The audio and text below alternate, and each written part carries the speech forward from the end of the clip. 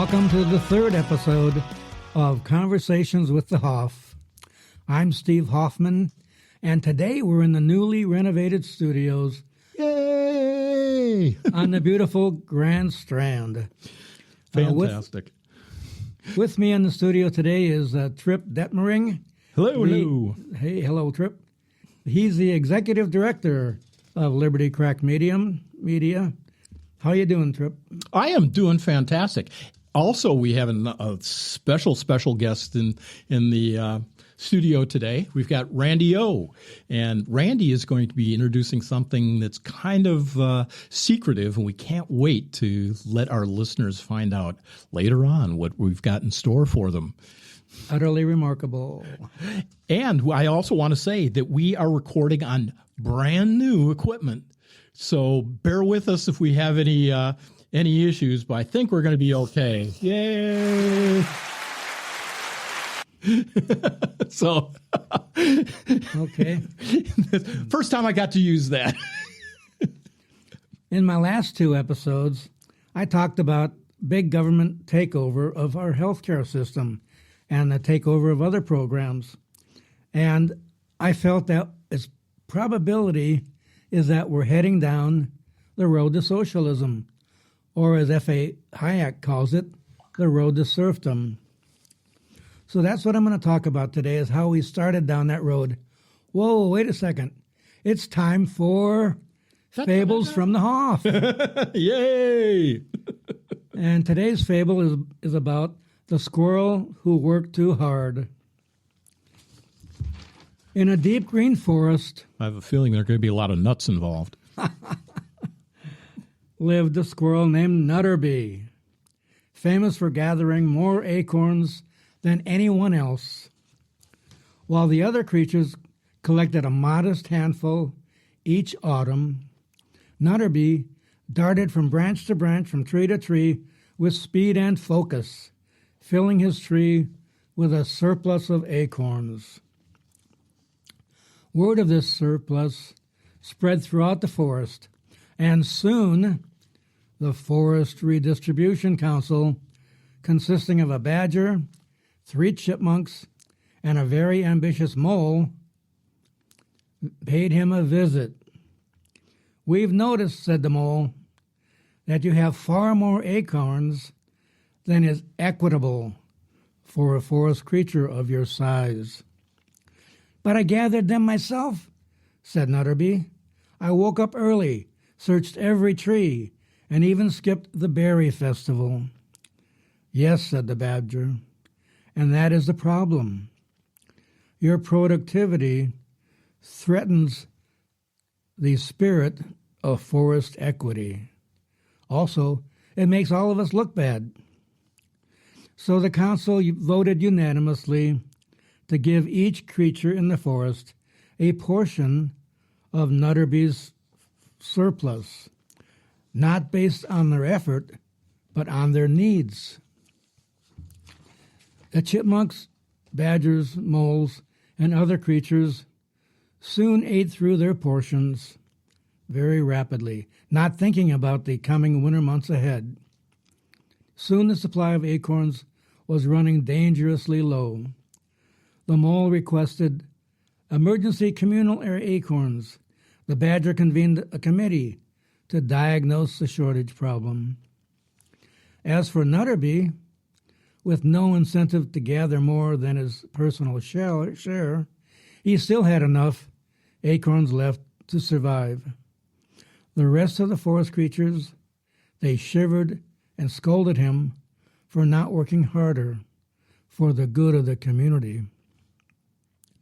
When spring finally arrived, the council declared the winter a triumph of solidarity, despite nearly starving, and planned for stricter acorn quotas in the future.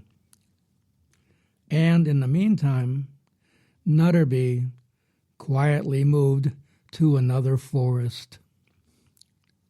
Well, okay, Hoff, that was interesting, but what does that have to do with our country's slow road to socialism? Well, Trip, you know I'm an old man, and I just love sitting on my rocker telling stories. Well, just kidding. Actually, I'll get to the connection of this fable to today's theme a little later on. Trust me, I'm an excellent driver. Whoops, wrong movie. So I'm a professional. I'll get with it. And now back to today's topic.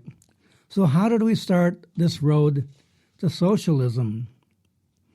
Well, I think you got to start back in the beginning of the last century under Woodrow Wilson's administration, and more particularly the year 1913. Tripp, do you know the significance of 1913? I don't know exactly. What is it? Okay. Well, we'll get to it, as usual. Under the Woodrow Wilson administration, that was known as the beginning of the Progressive era, which was an error. But Freudian slip. But before we can talk about Woodrow Wilson, we have to talk about the man behind the curtain. Remember the Wizard of Oz? You know, don't mind the guy behind the curtain. Oh, yeah. Well, this particular man was named Edward M. House. He was a very close friend and advisor to Woodrow Wilson, and he was instrumental in pushing the progressive agenda. Now, all you had to do is read his book to find out what Woodrow Wilson was going to do. Edward M. House's book was a fictional book called Philip Drew, Administrator. It was published in 1912 and basically laid out the progressive agenda that was eventually implemented by Woodrow Wilson. The story imagines a benevolent dictator named Philip Drew who reforms the U.S. government by introducing progressive policies such as the income tax, social welfare, and regulation of the evil corporations. So like I said, then in 1913, the Woodrow Wilson administration and its Congress started to make some major changes. Number one, the 16th Amendment, ratified in February 1913. It gave Congress the power to levy federal income taxes. Now, for people like me, we know that taxes are really theft. So this amendment was not a good thing. Not a good thing if you're a constitutional conservative, or not a good thing if you're a libertarian. Not at all. It marked a major shift because prior to this, the federal government was primarily funded by tariffs. So now the federal government is going to be funded by you and I, us tax-paying citizens. Number two, we got in 1913 the 17th Amendment. Now, that should be of great concern for those of you who believe in states' rights. Let me tell you about states' rights. When the Constitution was written, there were people out there who thought that, yeah, we need a Constitution, but it's going to infringe on the sovereign independent states. Remember Patrick Henry? Give me liberty or give me death? Mm-hmm. He was all for revolution with England, but he was totally against the Constitution because he saw that one day that Constitution would lead to a government that infringed on states' rights. You'd have an omnipotent federal government that stepped on those rights. He was right. Yeah, absolutely. So the 17th Amendment, what it did was it established the direct election of U.S. senators. Prior to that, your senators were appointed by the state legislatures. And if a senator supported big government policies, then the state legislatures could always recall that person. Okay. Now, the proponents of the 17th Amendment said that, well, we need it because it will expand democracy and reduce corruption. Whoa, whoa, warning, warning. Whenever I hear a politician say the word democracy, I turn around and run, because nowhere in the Declaration of Independence nor in our Constitution will you see the word democracy. What is democracy, Tripp? That is what, the majority getting to control the few? Exactly. Democracy is mob rule. If you're a minority, you are going to suffer under a democracy. Number 3, the Underwood-Simmons Tariff Act, which was implemented in October 1913. What this did is lowered tariffs for the first time significantly since the Civil War. And I already talked about it.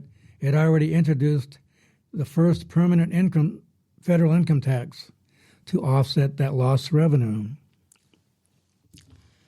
And the worst item of all during 1913 that was implemented in December 1913 was the Federal Reserve Act. Boo! Boo hiss, definitely. Even our founding fathers warned against a central bank because they knew that whoever controls the money of a country actually controls the government. And that's not what they wanted. Remember that statement about we the people? Oh, yeah. We're supposed to be in control, not the banks. Well, so why was 1913, aside from these 4 acts that had come into our lives, why was that a turning point in our economic history? Well, basically, being the beginning of the progressive era, it laid the foundation for big government control over our lives. And there are many of us in this country who still believe in limited government, individual, and economic freedom. 1913 said, the heck with that. Big government will control all aspects of your life in the very near future. So basically, because of Woodrow Wilson and his advisors like Edward M. House, they helped push us down that road to serfdom, as F.A. Hayek would call it. Do you recall when did Hayek? I know I'm trying to throw a curveball out there, but didn't his actual book Road to Serfdom come in around this time? Okay, F.A. Hayek actually served in World War I, and during that time he saw the negative aspects of big government. He saw the negative aspect of governments that were controlled by a dictator. And then he went back to his home England, and what did he see? He saw the underpinnings of big government taking over. So he wrote the book, The Road to Serfdom, that outlined the dangers of getting too much government in your life. That was the beginning of Road to Serfdom. Now, during my podcast, I mention a lot of different, maybe books or videos or whatever. So you all have homework out there, you know, because I have a read and watch list where I'll mention after each episode certain videos you should watch or certain books that you should read. And to begin that list, I recommend The War on Ivermectin by Jenna McCarthy, The Road to Serfdom by F.A. Hayek, and Philip Drew, The Administrator by Edward M. House.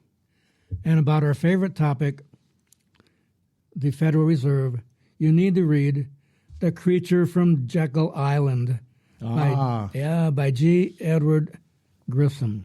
I think Randy looks a lot like the creatures from Jekyll Island. Yeah, there you go. So during my next episode, I'll talk about 2 other gentlemen who were also instrumental in pushing us down the road to serfdom.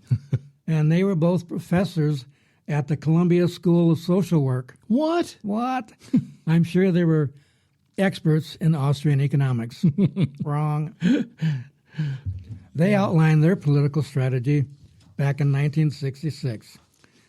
So by now you're probably in a pretty bad mood, thinking that it's inevitable that we become a socialist state. Don't worry, be happy. Whoops, wrong song. In my next episode, or maybe episode 5, I'll talk about ways that we can make a U-turn. But not with a 18-wheeler on a highway. No, and not by an illegal immigrant. Yeah, there we go.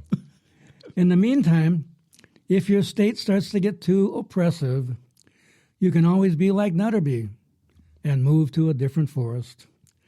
Thanks for listening. And now back to our producer of Liberty Cracked Media, Trip Detmering. Oh, well, thank you so much. This has been another fascinating conversation with the Hoff. And like he said, he's got homework for you. We've got F.A. Hayek's Road to Serfdom, Edward M. House's, Philip Drew Administrator. Okay. And so, make sure you get a chance to peek at those documents. You can get them online and see them on Amazon. They even have some things that are free PDFs so you can get a taste of it out there. So from all of us here at Liberty Crack Media and Conversations with the Hoff, we'll see you next week.